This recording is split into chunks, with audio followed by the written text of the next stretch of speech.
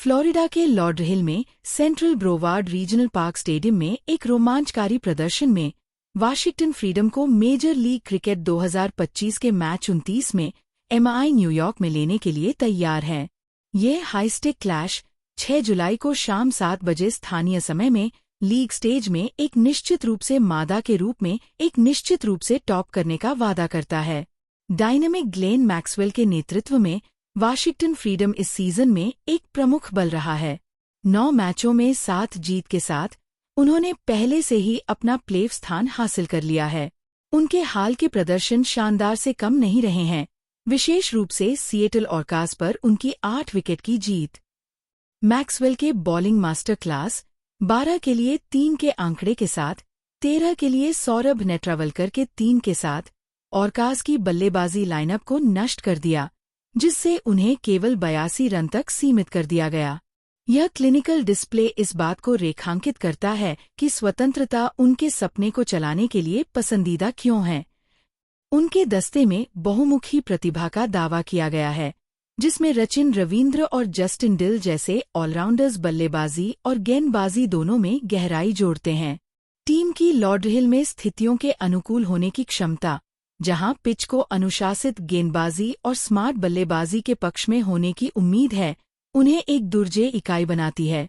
दूसरी तरफ निकोलस गोरन द्वारा कप्तानी की गई एमआई न्यूयॉर्क एक अनिश्चित स्थिति में है। 9 मैचों में 6 हार के साथ स्टैंडिंग में चौथे स्थान पर बैठे वे लॉस एंजल्स नाइट राइडर्स के खिलाफ लगातार 2 जीत से बाहर आ रहे हैं, जिन्होंने शिविर में कुछ आत्मविश्वास को इंजेक्ट किया है। कीरोन पोलार्ड उनके स्टैंडआउट कलाकार रहे हैं, जो 176.67 के ब्लिस्टरिंग स्ट्राइक रेट में 265 रन के साथ सालों में रोल कर रहे हैं। खेल खत्म करने की उनकी क्षमता महत्वपूर्ण हो सकती है। इस बीच ट्रेंट बाउल्ट के हाल ही में लाकर के खिलाफ 4 विकेट की दौड़ ने गेंद के साथ अपनी शक्ति का प्रदर्शन किया। यदि बाउल्ट को जल्दी से स्विंग मिल जाता है, तो वह मैक्सवेल और रवींद्र की पसंद सहित स्वतंत्रता के शीर्ष आदेश को चुनौती दे सकता है। हालांकि एमआई न्यूयॉर्क का असंगत अभियान इसे एक अच्छी तरह से तेल वाले वाशिंगटन की ओर से एक कठिन लड़ाई बनाता है। Head to head record Washington Freedom का पक्ष लेते हैं, और उनका वर्तमान रूप केवल उनके मामले को मजबूत करता है। सेंट्रल ब्रोवार्ड पिच में नेट्रावलकर और बाउल जैसे तेज गेंदबाजों को सूट करते हुए उछाल और कैरी की पेशकश करने की संभावना है, लेकिन यह बल्लेबाजों को भी पुरस्कृत करता है जो लाइन के माध्यम से खेल सकते हैं।